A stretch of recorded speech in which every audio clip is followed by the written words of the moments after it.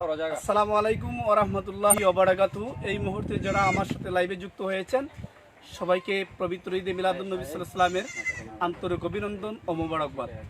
আজকে আমি যে বিষয়টি আপনাদের কাছে নিয়ে আসলাম সেটা হচ্ছে আমার হবিগঞ্জ জেলার চুনারুঘাট উপজেলার ১ নং গাজীপুর ইউনিয়নের ৮ নং ওয়ার্ডের সাদ্দাম বাজার ফাউন্ডেশনের পক্ষ থেকে পবিত্র ঈদে মিলাদুন্নবী উদযাপন উপলক্ষে স্মরণীয় করে রাখতে গিয়ে আজকে আমাদের সাদ্দাম বাজার ফাউন্ডেশন পক্ষ থেকে একটি জামে মসজিদে আপনার আওয়ার হাজি আব্দুল গনি জামে মসজিদে আব্দুল গফুর জামে মসজিদে 15 বস্তা সিমেন্ট অনুদান প্রদান করে সাদ্দাম বাজারের ফাউন্ডেশন কর্তৃক সদস্যবৃন্দগণ, আমি প্রথমেই সাদ্দাম বাজার ফাউন্ডেশনের সকল সদস্যবৃন্দ সহ সকলকে আন্তরিকভাবে ধন্যবাদ জানাই যে আজকে তৃতীয় ধাপে ইতিমধ্যে আপনারা জানেন গত কিছুদিন পূর্বে আমরা আরেকটি অনুদান দিয়েছিলাম প্রতিবন্ধীকে।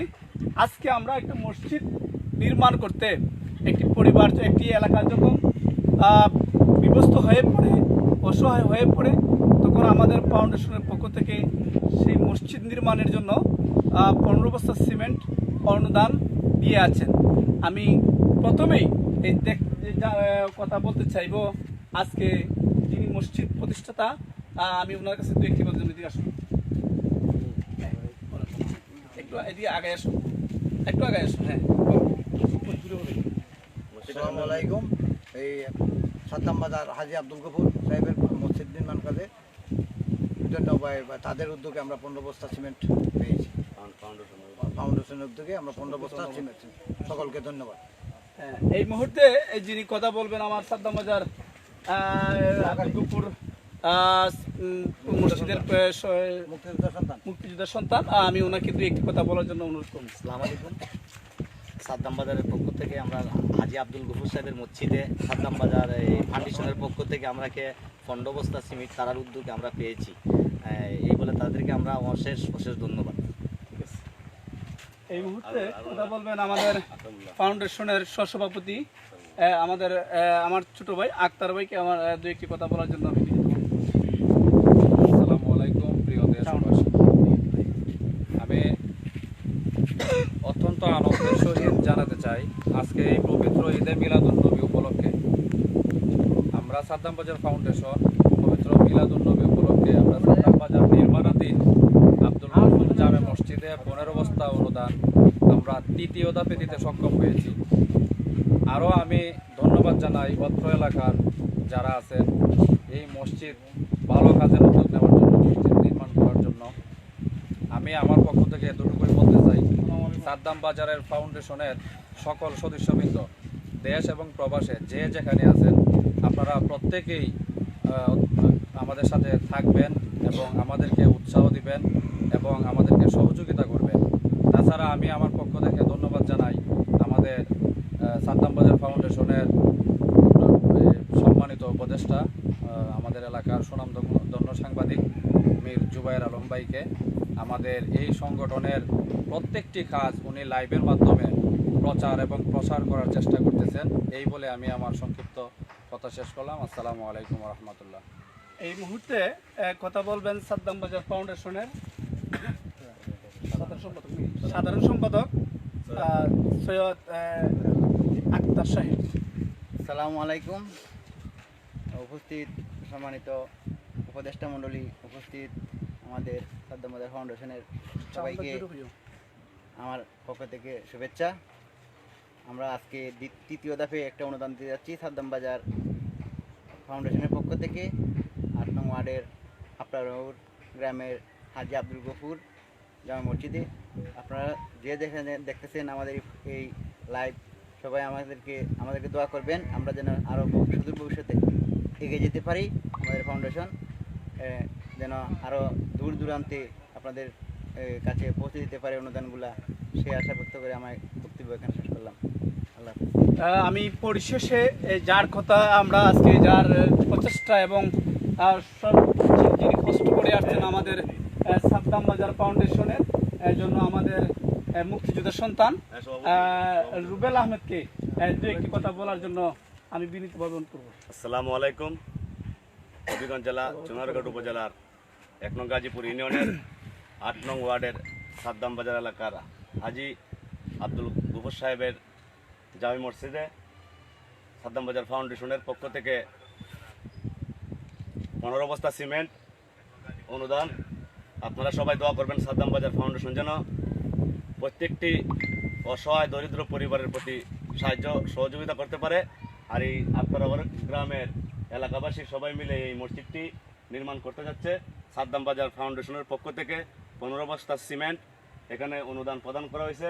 আপনারা সবাই দোয়া করবেন সাদ্দাম বাজার ফাউন্ডেশন যেন ভবিষ্যতে আরও এগিয়ে যেতে পারে। সাদ্দাম বাজার ফাউন্ডেশনের একটাই মূল লক্ষ্য, মানব সেবাই আমাদের লক্ষ্য।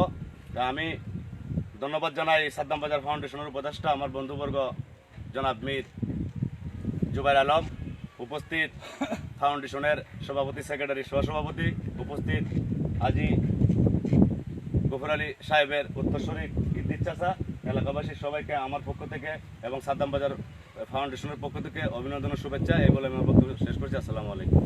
তো পরিশেষে আমি যে জানতে চাইবো যে সাদ্দাম বাজার ফাউন্ডেশনের যিনি পরিচালনা করে আসছেন আমারই ছোটো ভাই স্নেহের হারুনুর রশিদ, ওনার ত্যাগ এবং তিতিকার মাধ্যমে কিন্তু আজকের এই সাদ্দাম বাজার ফাউন্ডেশন আর সংগঠিত হয়ে ঐক্যবদ্ধভাবে বিভিন্ন অনুদানের কার্যগুলি প্রসার হচ্ছে।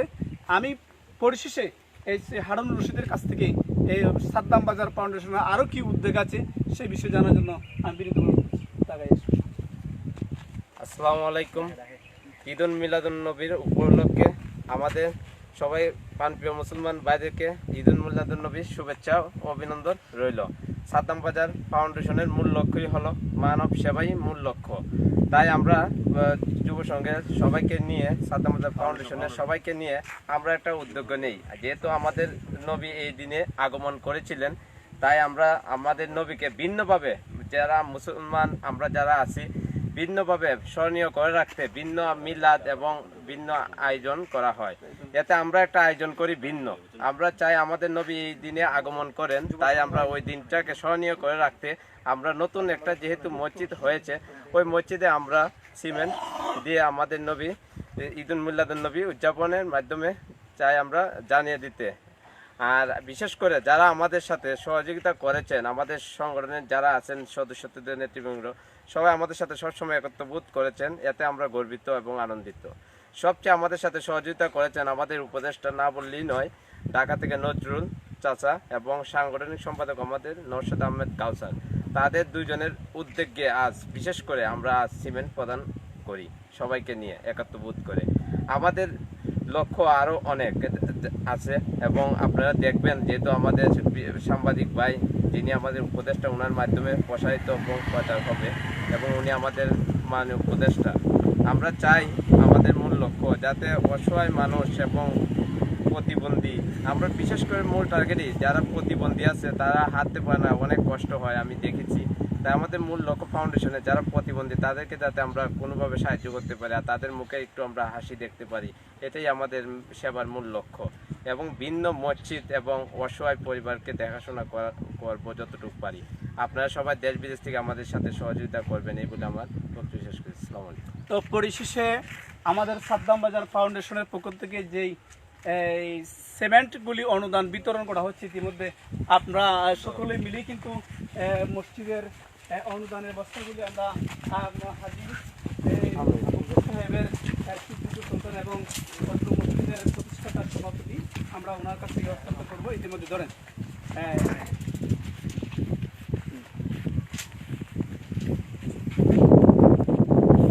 এই যে দেখেন, আমি পরিশেষে আরেকটা বিষয় আমি দেখাতে চাই।